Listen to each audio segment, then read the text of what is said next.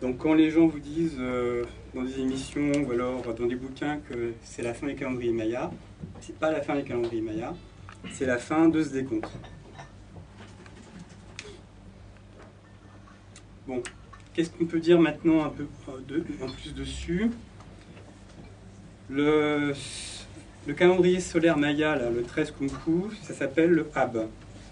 H-A-A-B. Et au-dessus, le 1AO fait partie du Tzolk'in, qui en Maya veut dire le compte des jours. Et donc ces deux calendriers sont intimement liés en fait.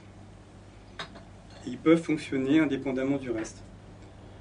Mais ces deux-là sont intimement liés.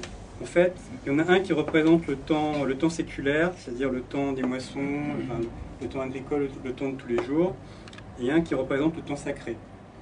On peut aussi dire, là on a le temps linéaire, et là on a le temps quantique. Ou alors on peut dire que là on a le chronos, et là on a le kéros. C'est les deux façons de voir le temps chez les Grecs anciens. Parce que là on a quelque chose de continu, tandis que là on a le Tzolk'in, c'est vraiment des sauts quantiques d'un jour à l'autre, sans continuité entre eux. Et chaque jour du Tzolk'in représente une énergie.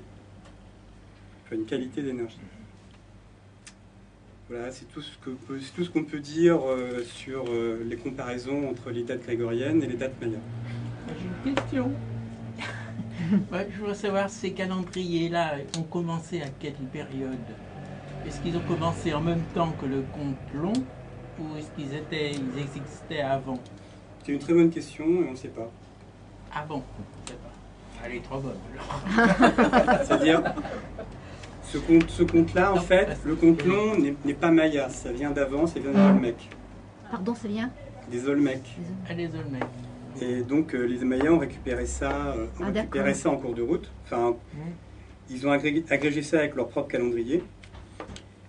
Mais ils ne l'ont pas utilisé jusqu'à la fin, c'est-à-dire que le compte long a été abandonné vers l'an 1000, c'est-à-dire 500 ans avant la conquête. Et donc pendant 500 ans, ils se sont contentés de tout ce qu'il y a au-dessous.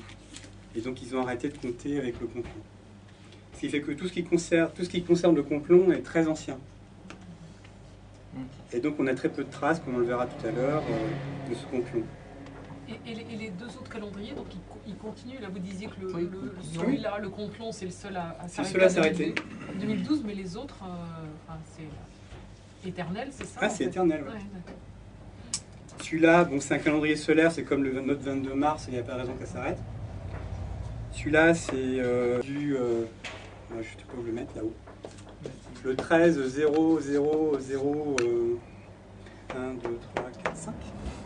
0. Quand on arrivera à ce compte-là, eh ben, après, il n'y a plus rien, c'est fini. Puisque c'est fait pour compter jusqu'à 13. En sachant, bon, ça on en parlera tout à l'heure, parce que je pense que pour bien comprendre le compte long, il faut déjà avoir assimilé, avoir des notions de Tzolk'in. Mais on ne peut pas le relancer. C'est-à-dire, enfin, c'est pas sa vocation d'être relancé en fait. Ah oui, c'est ça, c'est pas sa vocation d'être relancé, mais du point de vue numérique, on peut le relancer, quoi. Ah ben on pourrait continuer, sauf que oui, voilà. là, c'est la petite signification. Là, il y a un changement d'âge. Pour les Mayas, il y a un changement de monde en fait. D'accord. C'est la fin.